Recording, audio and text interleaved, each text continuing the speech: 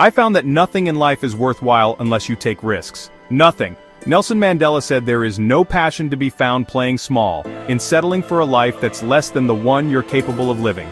Now I'm sure in your experiences in school and applying to college and picking your major and deciding what you want to do with life, I'm sure people have told you to make sure you have something to fall back on. Make sure you got something to fall back on, honey. But honestly, I never understood that concept, having something to fall back on. If I'm going to fall, I don't want to fall back on anything. I want to fall forward. I figure at least this way, I'll see what I'm going to hit. Without consistency, you'll never finish. So, do what you feel passionate about. Take chances. Don't be afraid to fail. There's an old IQ test, was 9 dots. And you had to draw 5 lines with a pencil within these 9 dots without lifting the pencil. The only way to do it was to go outside the box. Don't be afraid to think outside the box. Don't be afraid to fail. Big. To dream. Big. But remember, dreams without goals are just dreams. Reggie Jackson struck out 2,600 times in his career, the most in the history of baseball. But you don't hear about the strikeouts. People remember the home runs. Fall forward. Thomas Edison conducted 1,000 failed experiments. Did you know that? I didn't know that because the 1,001st was the light bulb. Fall forward. Every failed experiment is one step closer to success. Gotta take risks. And I'm sure you've probably heard that before. But I want to talk to you about why that's so important. You will fail at some point in your life. You will lose. You will embarrass yourself. You will suck at something. There's no doubt about it. And I know that's probably not a traditional message for a graduation ceremony, but hey, I'm telling you, embrace it because it's inevitable. In the acting business, you fail all the time. Early on in my career, I auditioned for a part in a Broadway musical. Perfect role for me, I thought. Except for the fact that I can't sing. I didn't get the job. But here's the thing, I didn't quit. I didn't fall back. I walked out of there to prepare for the next audition and the next audition and the next audition. I prayed, and I prayed. But I continued to fail, and fail, and fail. But it didn't matter because, you know what, there's an old saying, you hang around the barbershop long enough, sooner or later you're gonna get a haircut. So you will catch a break. And I did catch a break. Last year I did a play called Fences on Broadway. But here's the kicker, it was at the Court Theater. It was at the same theater that I failed that first audition 30 years prior. The point is, every graduate here today has the training and the talent to succeed. But do you have the guts to fail? If you don't fail, you're not even trying. I'll say it again, if you don't fail, you're not even trying. To get something you never had, you have to do something you never did. Imagine you're on your deathbed, and standing around your deathbed are the ghosts representing your unfulfilled potential. The ghost of the ideas you never acted on. The ghost of the talents you didn't use. And they're standing around your bed, angry, disappointed, and upset. They say, "We came to you because you could have brought us to life," they say, "and now we have to go to the grave together." So I ask you today, how many ghosts are going to be around your bed when your time comes?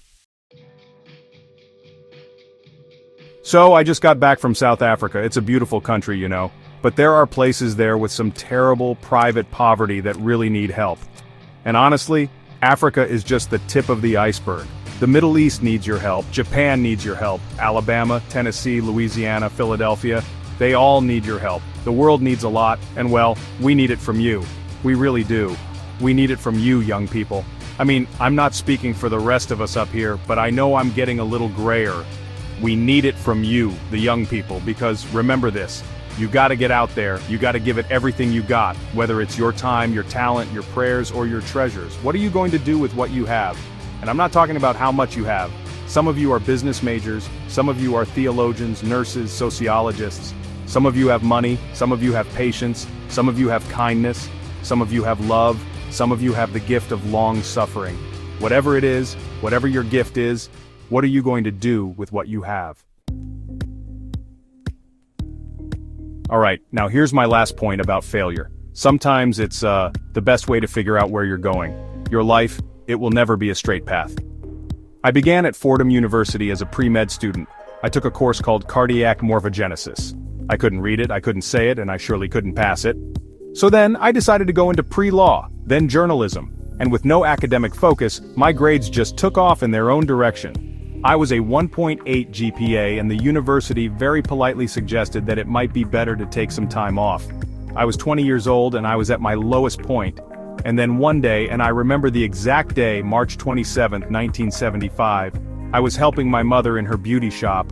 My mother owned a beauty shop up in Mount Vernon, and there was this older woman who was considered one of the elders in the town, and I didn't know her personally, but I was looking in the mirror, and every time I looked in the mirror, I could see her behind me, and she was staring at me. She just kept looking at me. Every time I looked at her, she kept giving me these strange looks. So, she finally took the dryer off her head and she said something I'll never forget. She said, "Young boy, I have a prophecy, a spiritual prophecy." She said, "You are going to travel the world and speak to millions of people." And in the years that followed, just as that woman prophesied, I have traveled the world and I have spoken to millions of people through my movies, millions who, up until this day, couldn't see me, who, up till this day, I couldn't see. While I was talking to them and they couldn't see me, they could only see the movie. They couldn't see the real me.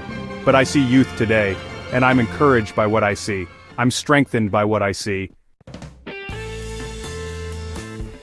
Because taking risk is not just about going for a job. It's also about knowing what you know and what you don't know. It's about being open to people and to ideas. The chances you take, the people you meet, the people you love, the faith that you have. That's what's going to define you. Never be discouraged, never hold back. Give everything you got. And when you fall throughout life, remember this. Fall forward. You